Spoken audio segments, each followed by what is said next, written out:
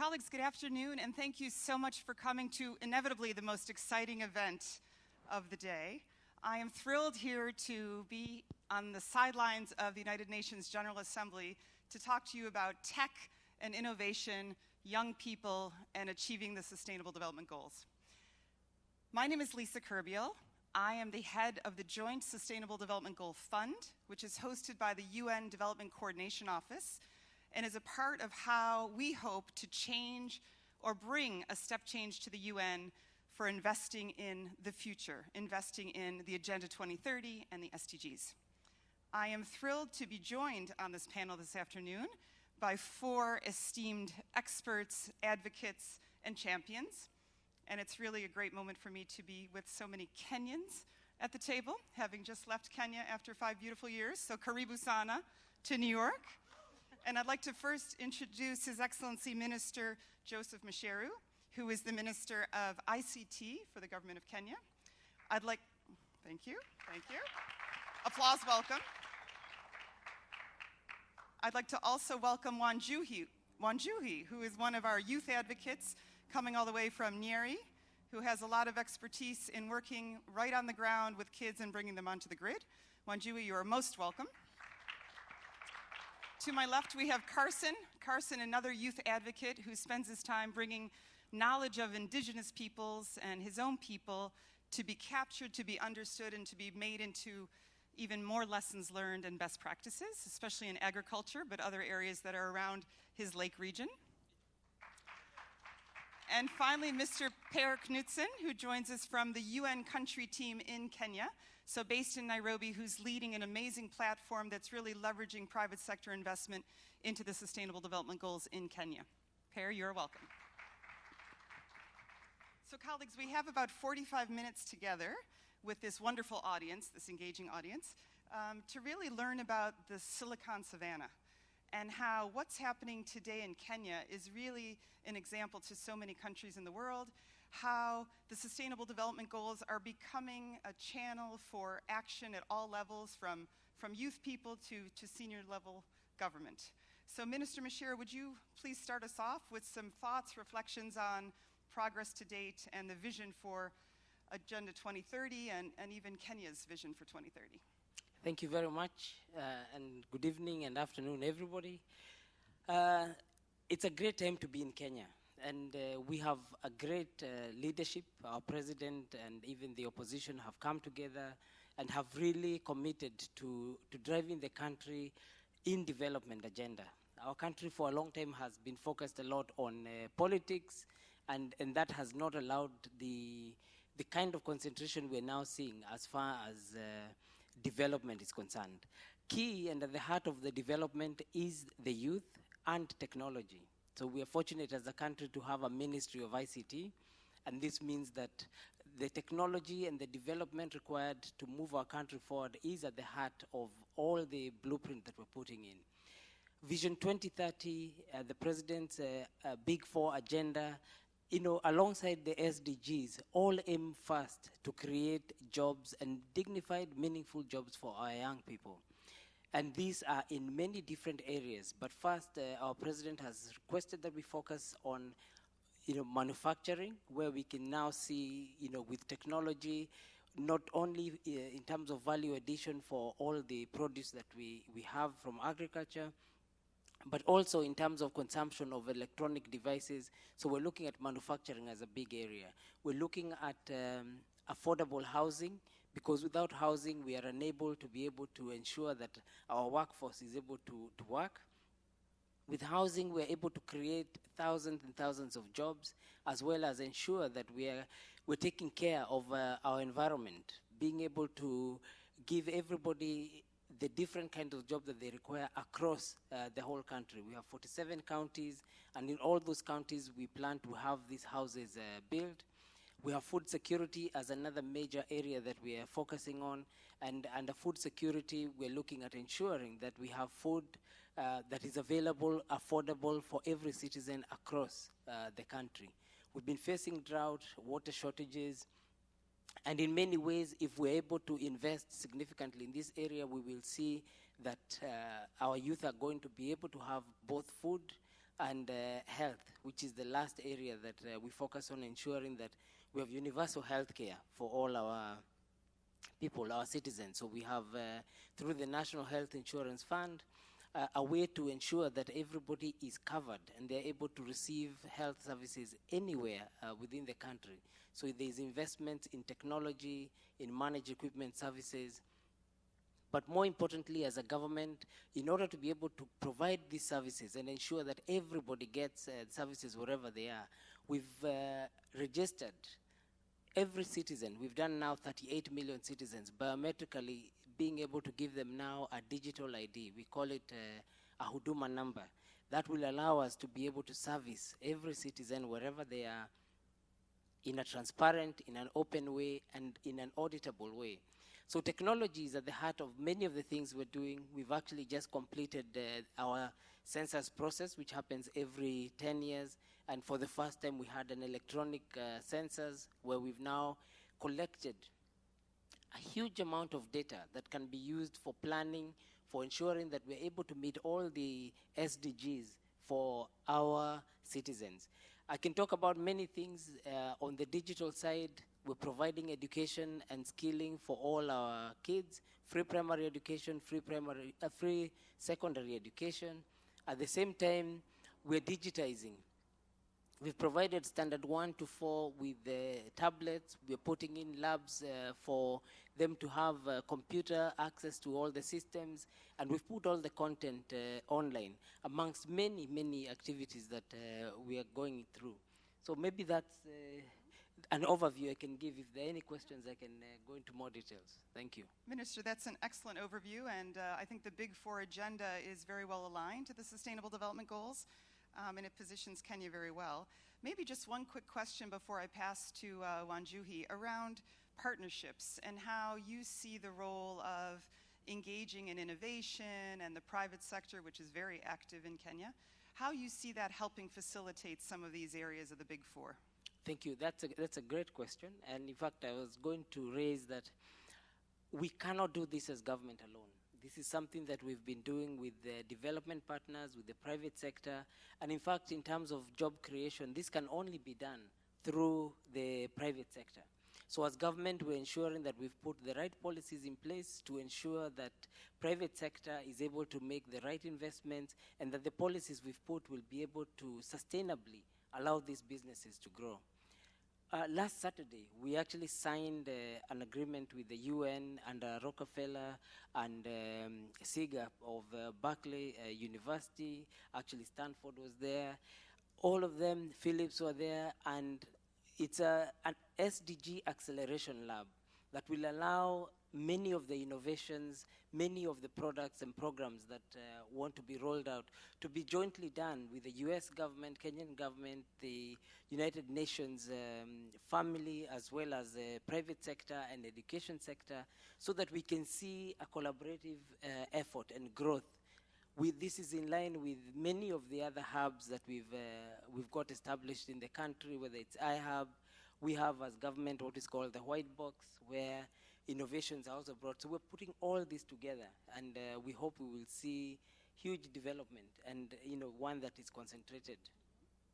Thank you. I actually have one more question. Yes, go on. So I think I heard that you worked for this very small tech company before you joined the ministry.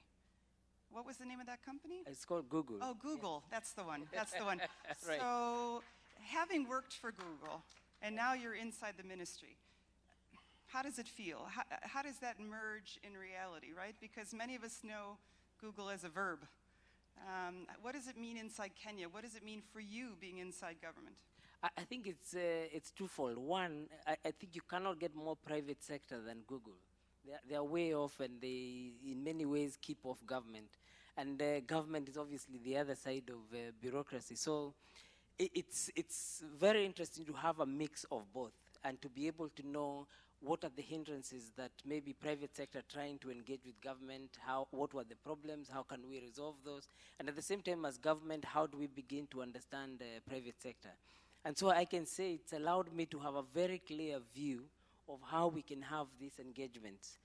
And so looking at the technologies, the opportunities that are there, and then the networks that I was able to build, both in the private sector and now within government. I think there's a lot of collaboration and opportunities that allow us to be able to leapfrog and move really far. Excellent. Thank you. Love that. Wonderful, Minister. Let's leapfrog over to Wanjui. Wanjui is an advocate that comes to us from the place where we don't know Google, where girls and boys are growing up perhaps without that access to the grid. Wanjui, you've done some amazing work with young people. The slides are showing us some of that work right now. Can you tell us a bit about what you do, but also why you do it? When I first came into the room, the first thing that I saw is Act Now for People and for Planet. And the first question that came to mind was, which people are we acting now for?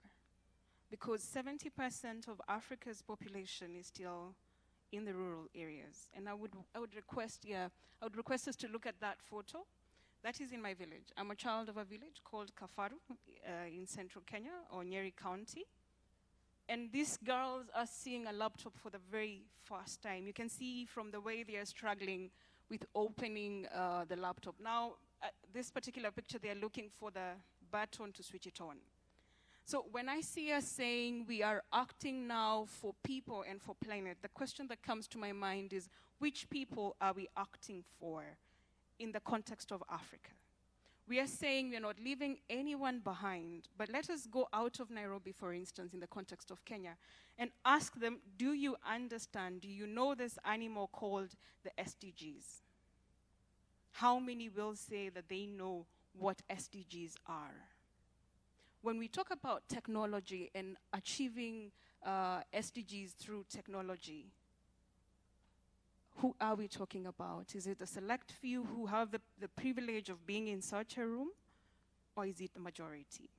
I think that is what inspires me every day, because I am here seated on this panel because I got an education.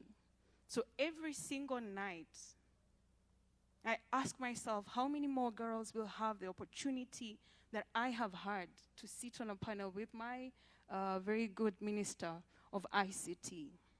And this is a question that must keep us awake every night if we are to achieve the SDGs.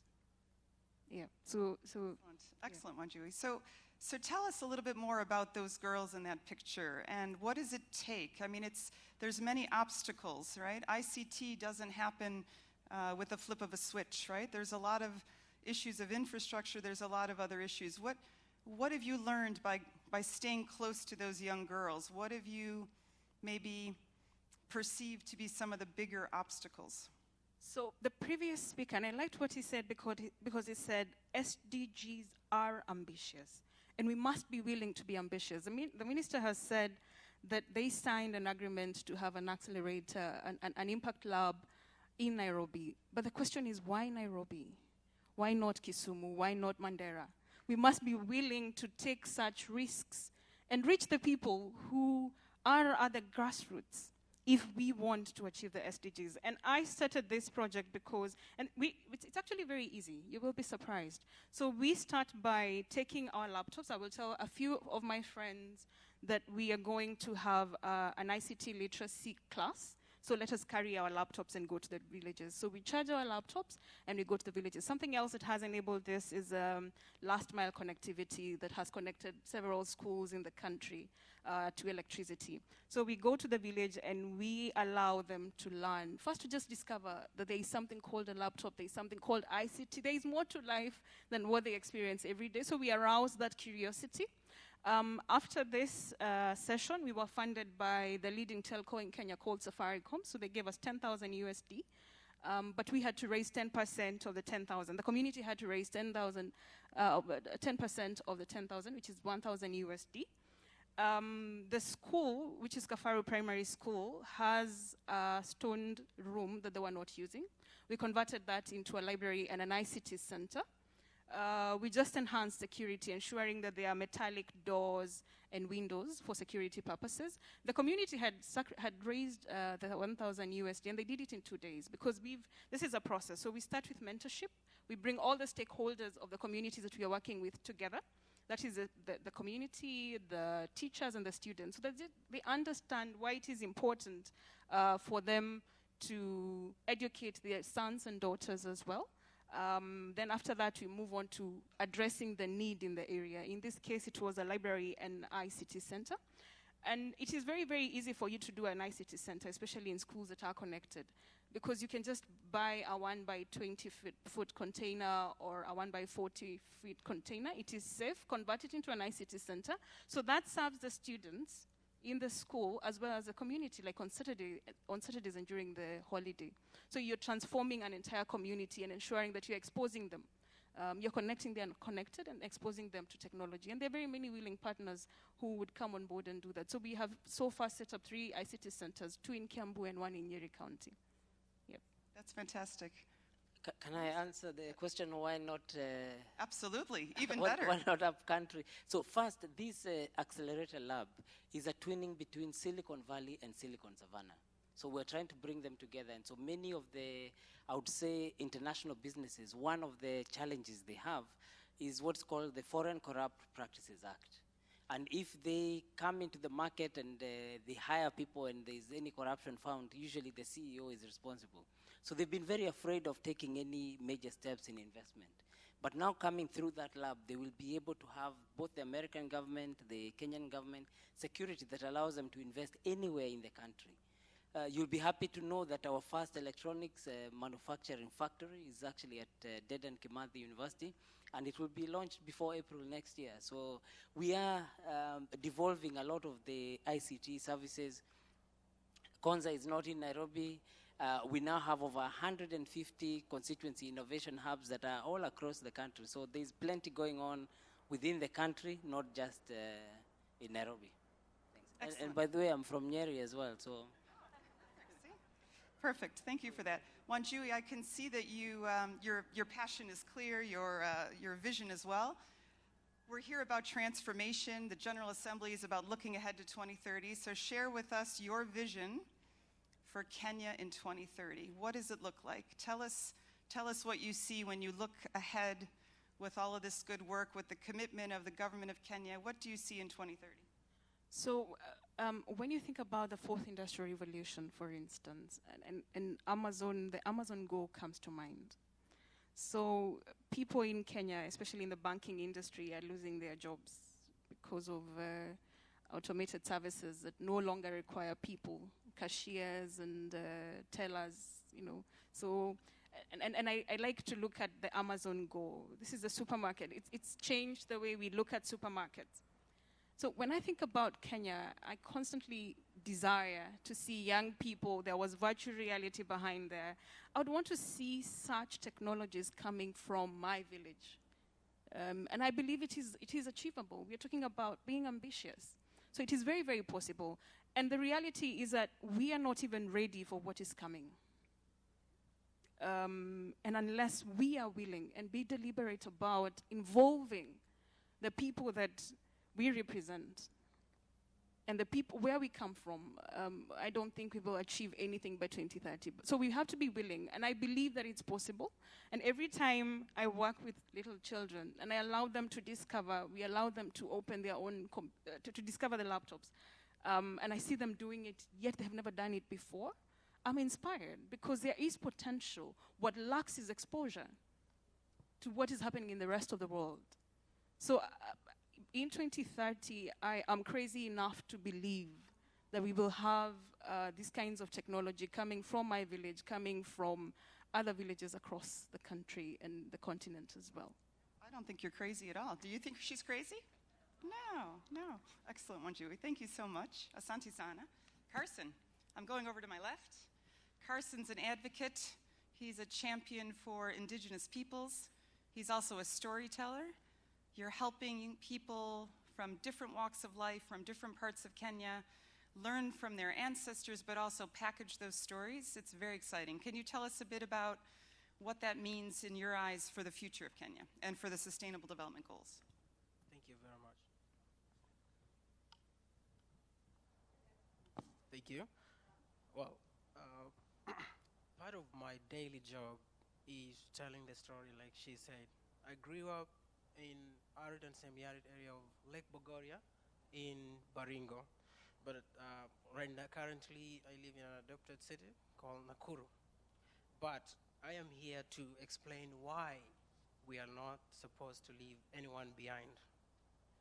Because this is the reason why I'm saying that the challenges of marginalized communities, the challenges of indigenous communities who, who have age-old wisdom that has been refined over and over for thousands of years, this kind of wisdom and knowledge, the traditional knowledge uh, is, is getting, I mean, we are assimilating into new technologies, but not retaining the real fabric of that knowledge. So part of my job is to capture short videos, documentaries. I do interviews to the elders in my community who are getting old, and most of them are dying with the knowledge that can be used to combat, to attain sustainable development goals. And as I said, the biggest problem is climate change. And this is compounded by the issue of, for example, land. Land right is something that is so serious to indigenous communities. As you could see, I'm also involved in global governance of youth, the indigenous youth, the Global Indigenous Youth Caucus, and as well as Interagency Network for Youth Development. But that is where I get my ideas, the experiences of these communities. How are they tackling climate change? How are they transmitting the traditional knowledge to for a sustainable future? So you asked me how I'm doing that. I don't know if I answered well. You know, it's fascinating when you hear young people acknowledging the role of the elders, because that is a way that will only build on our lessons. Can you think, Carson, of one or two of the people you've interviewed over the years that really stuck with you? Are there any stories you can remember that sort of made you say, "Wow, I'm doing the right thing. I'm in the right job. This is important"? Yeah. So I would answer by starting, and this is very emotional for me because it has a sentimental value.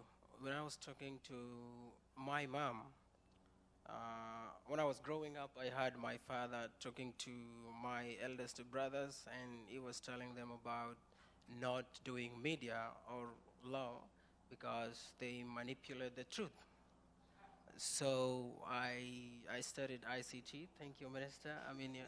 But I dropped along the way, not because I didn't have passion for that, but I wanted to do what I've always wanted growing up. So when I say sentimental now, it comes to the stories that I hear from my elders. I have two specific elders that I heard their stories in terms of the climate change and biodiversity and ecological roots that we have to our land. And one elderly woman is around 86, and I have the videos with me. I haven't shared because we're still developing this idea, but we've shared part of it. We're developing with another organization in Sweden. So the issue that he mentioned was where we came from and what part of knowledge that our people had. Most communities in my country still maintain their culture, and I'm really happy, and I draw a lot of confidence in seeing what they do. Like the community where my minister comes from, I really admire what they do.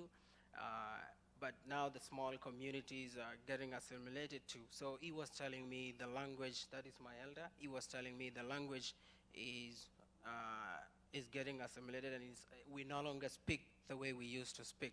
And traditional knowledge is transmitted in the language. And this here is the Year of Indigenous Languages. It's UNESCO Year of Indigenous Languages 2019.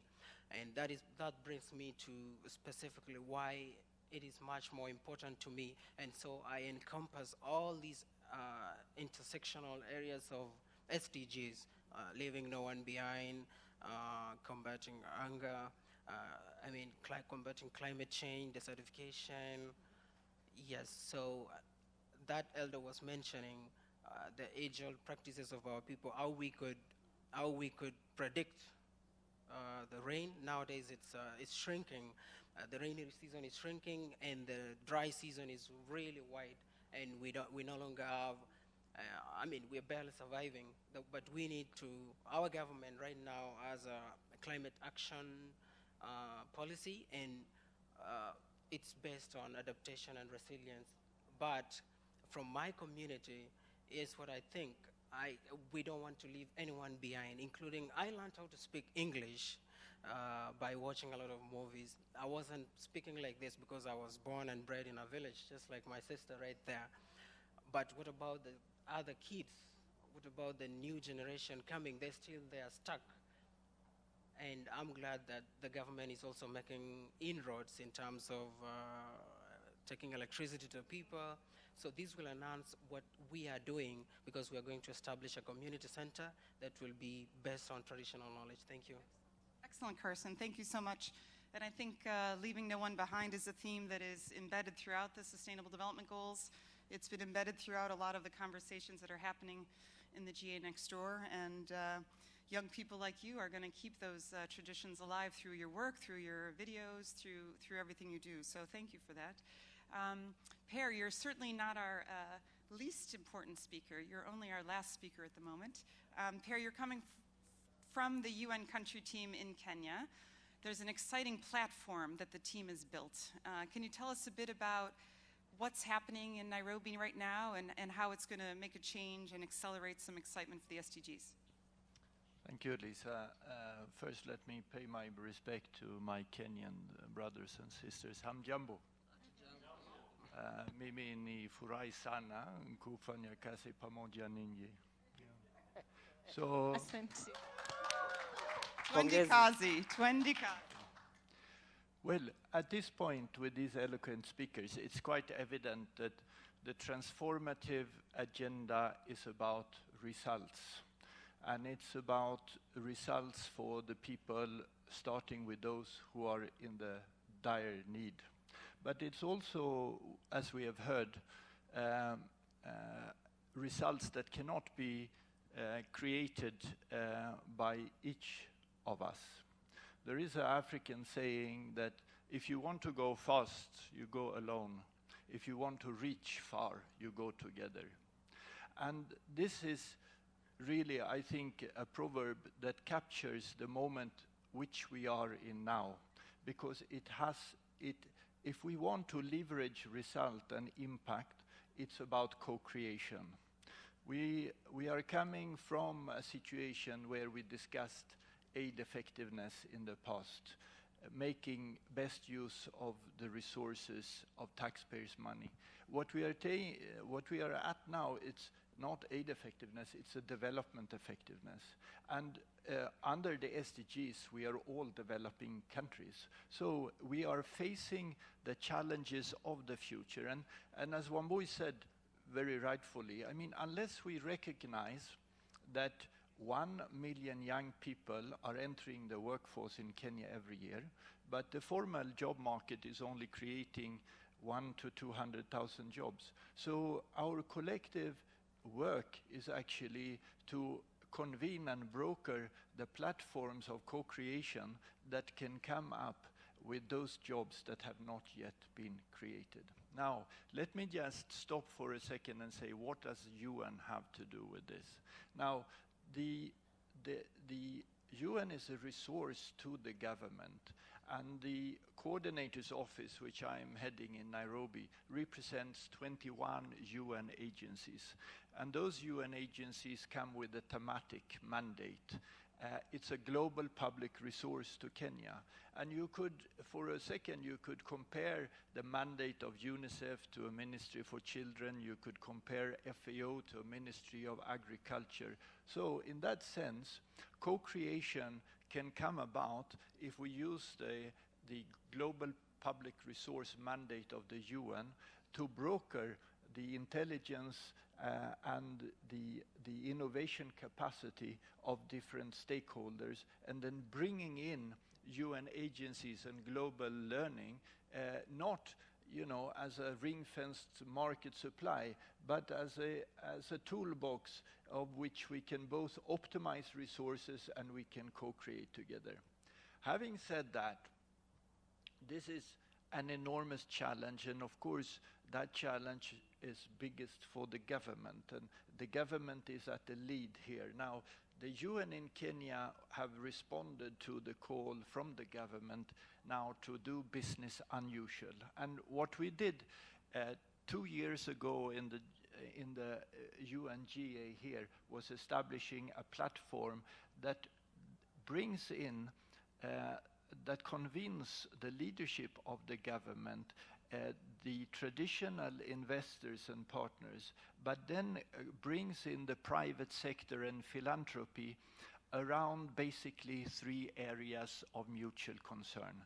One is innovation, and when we speak of innovation, since it's such a trendy word, we have to say that's a kind of an entrepreneurship, looking around the corner.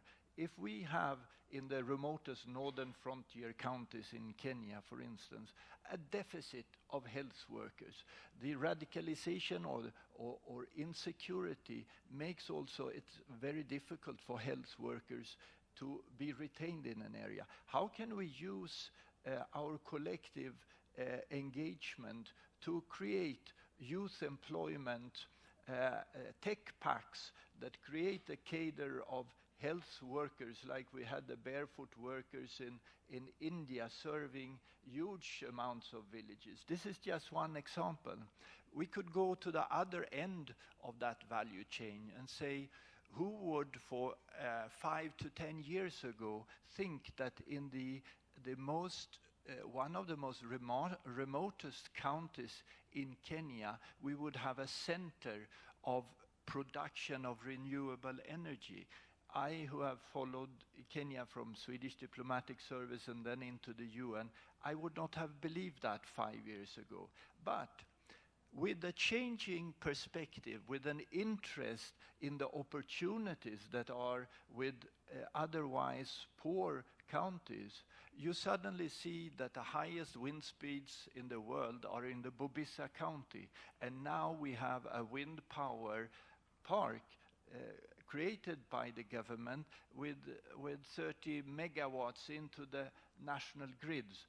My point is, there is no reason why the periphery should stay at the periphery. The periphery can come to the center, and if we then go back to that situation of 1 million young people entering the workplace with 100,000 jobs, shared prosperity of the Vision 2030 and the Kenyan Constitution speaks to our joint responsibility now to bring together the creative capacity and each and every roles and function to leverage development far beyond what traditional project support can ever create. And I'm extremely happy to be part of that. If I may just add one more point, and that speaks to Wambui, you know, why not north? We can do both, yeah? So as part of our strategy, we have used the convening mandate of the UN, and we have twice chartered planes, and we have brought together the governors of 8 northern frontiers counties, together with BBC Reuters, national government, ambassadors from different areas. And then we have taken people places where they haven't gone before, and then we have supported the government and the county government to have roundtable discussions on both challenges and opportunities where they happen. We are planning such a mission again currently, and we want to have roundtables around innovations and water. We know today that 80% of the root causes to conflict and repetitive emergency needs is locked into deficits of water and pastures in these areas. But for a very long time we have said it's too expensive to bring the water. Now we have to calculate with the current situation in the world by turning that model upside down and say, what is the cost of not bringing water to these areas? And there we have a humanitarian bill of enormous proportions. So if we have a wind park in one place, there could be a desalination project, there could be using the technology of the extractives industry to bring water, and co-creation is at the center. UNDP's role in the accelerator labs will support the government. The Resident Coordinator's Office will forge partnerships with all the other UN agencies to support the Kenyan government to optimize resources and co-create. Thank you. Excellent, Per. Thank you. I'm going to open up to the floor in just a moment for any questions from the audience.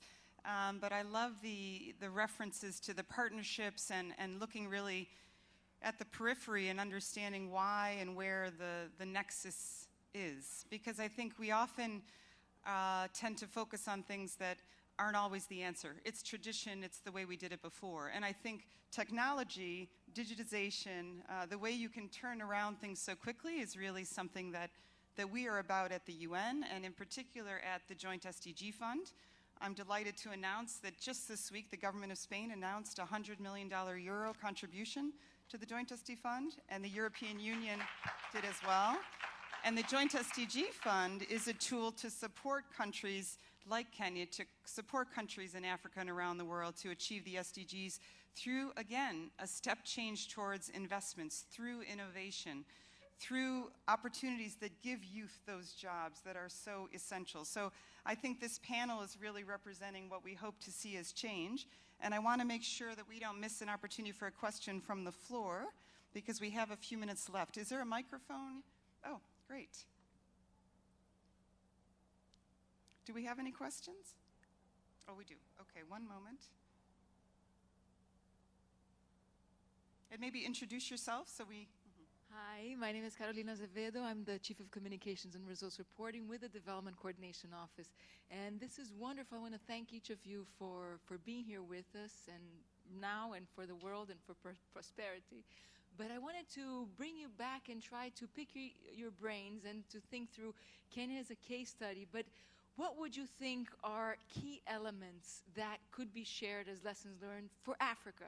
If we think beyond Kenya, what elements need to be in place to create this kind of partnership, to create this kind of innovation hub that would really benefit mostly youth, particularly women and young girls? What would you think would be key lessons there that could be shared beyond Kenya's borders?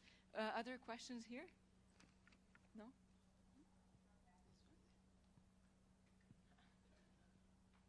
Hi, thank you very much for all your kind words.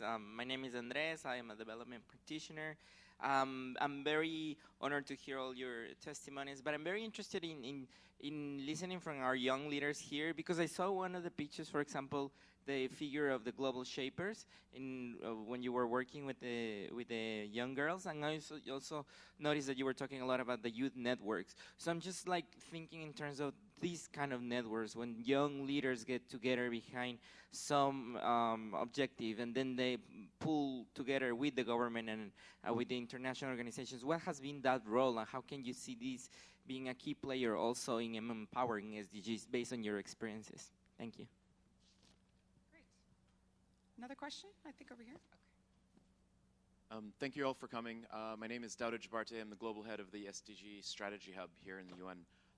My question is, we've heard the examples of this transformative change and potential in Kenya. How do we replicate that across the continents in Latin America? You know, we've heard about the leadership components, we've heard about the connectivity components, we've heard about the last mile components. How do we replicate, how do we bring those examples to other places beyond, as we said, Nairobi? I was actually born there, so I consider myself part of the panel. A Nairobian. Thank you. But I'd love to throw that question back out to you, and to our young panelists, to really reflect on leaving no one behind and who we're doing this for, ultimately. So looking at it more broadly. And I have an answer for your question if you want to talk about it offline.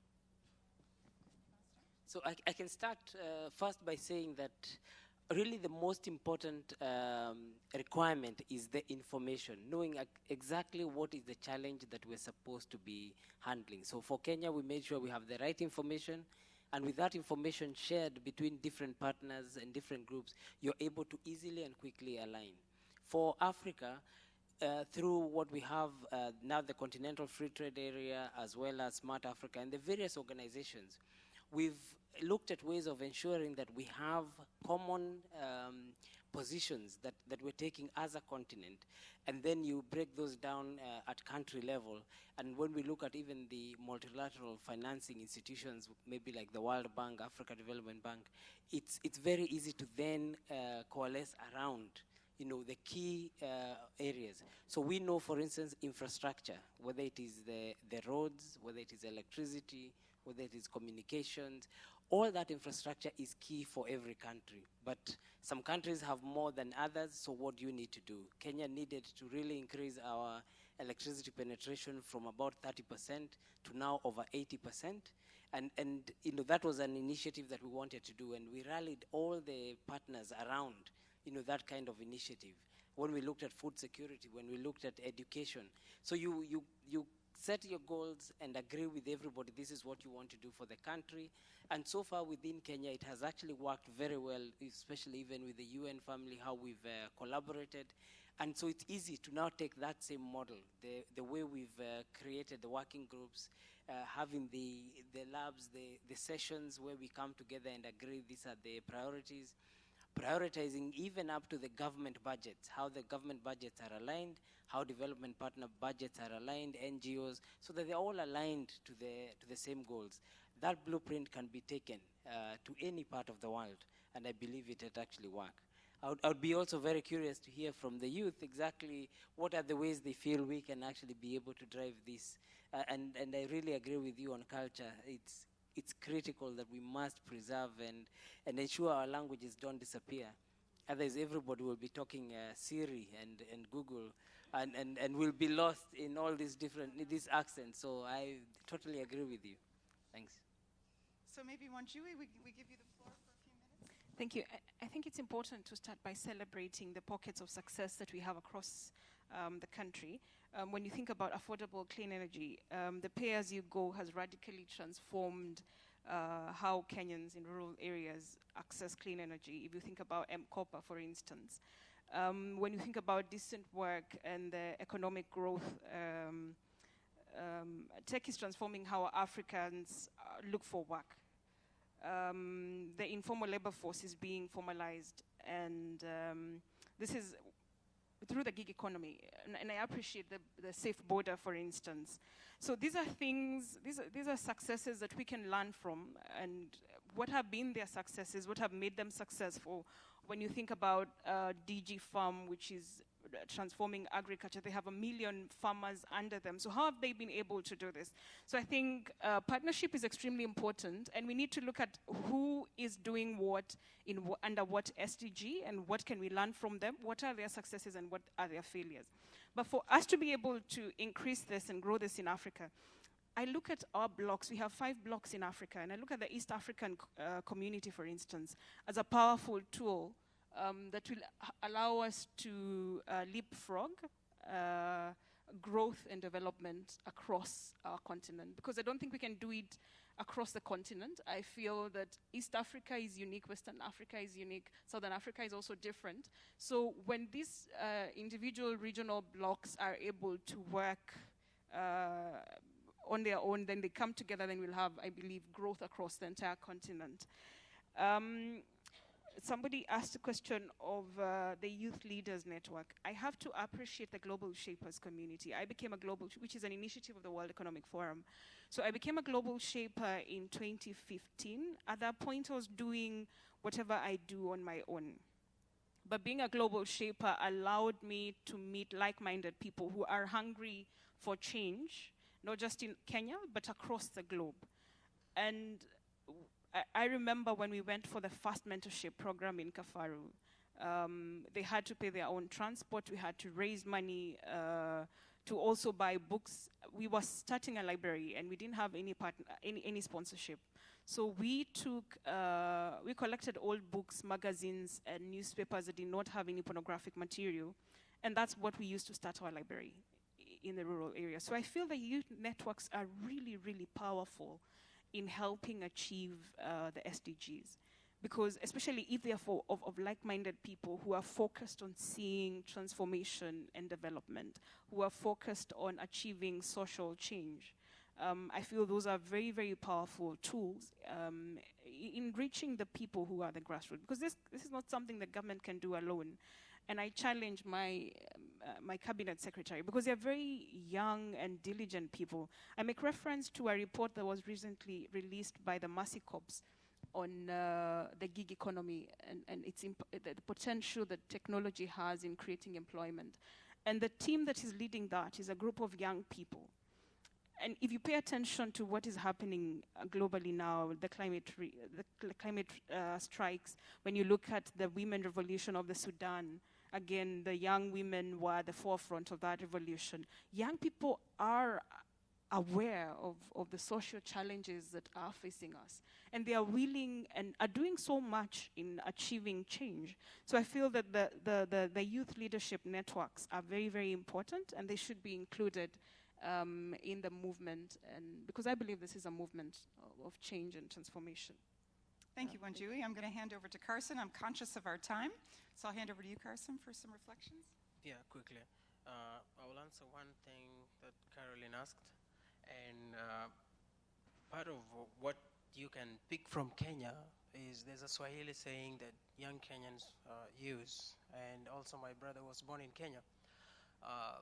They say, kujituma, and those Kenyans who are here would understand that. It's informally saying volunteering yourself. So that has made Kenya to be where it is right now. And even my minister can agree, because he comes from the tech world where there's solutions.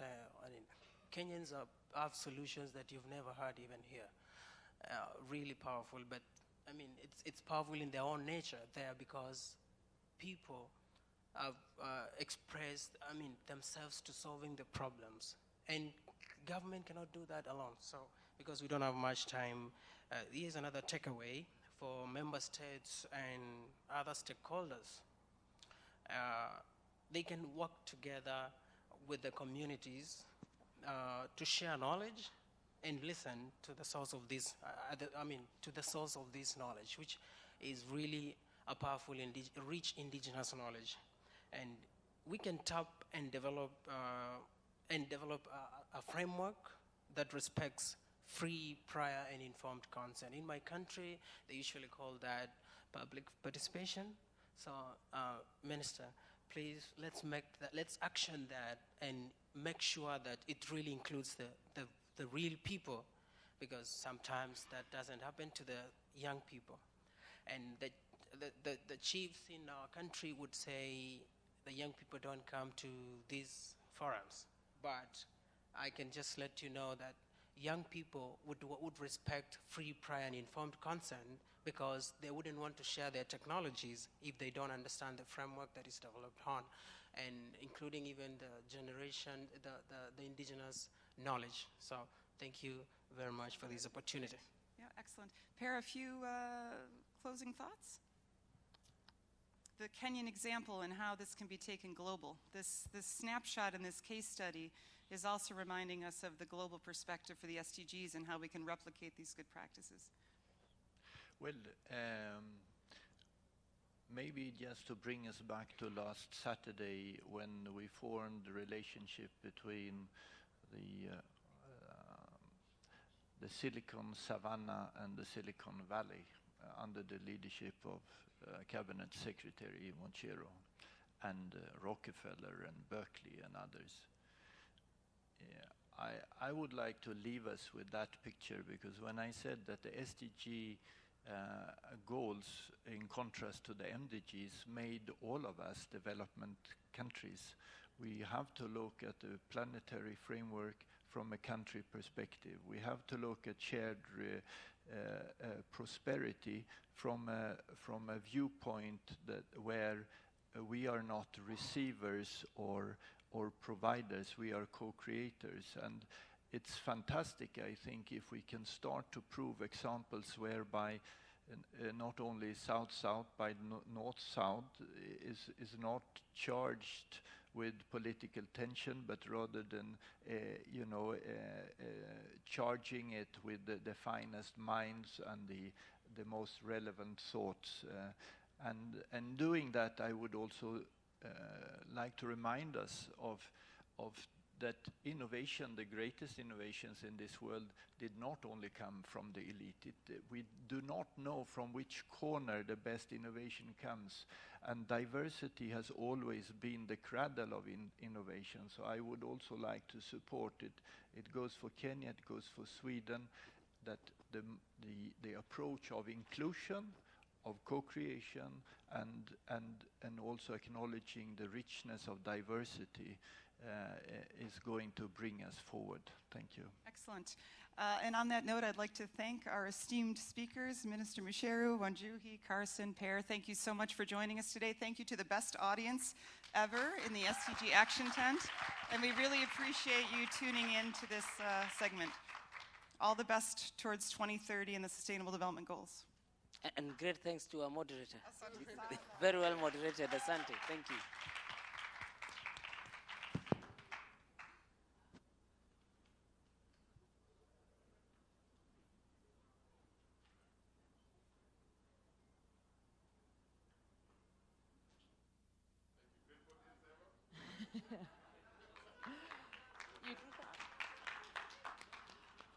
What an incredible day. Thank you, guys. It's okay, we're all about the love here in the SDG Action Zone. I love how excited you guys still look. What an incredible, incredible, incredible day. We went from financing for sustainability to gender equality to education to all these amazing technology conversations, including a visit from Bill Gates. You can cheer for that. What can I say from there? I'm Nadira Hira. This is the SDG Action Zone. We love you, live stream audience. Keep posting using the hashtags for People for Planet, Act for SDGs, and SDG Action Zone. And we will see you tomorrow morning starting at 8 a.m. for a look at small island states and an awesome end to this super week of SDGs. Have a great night.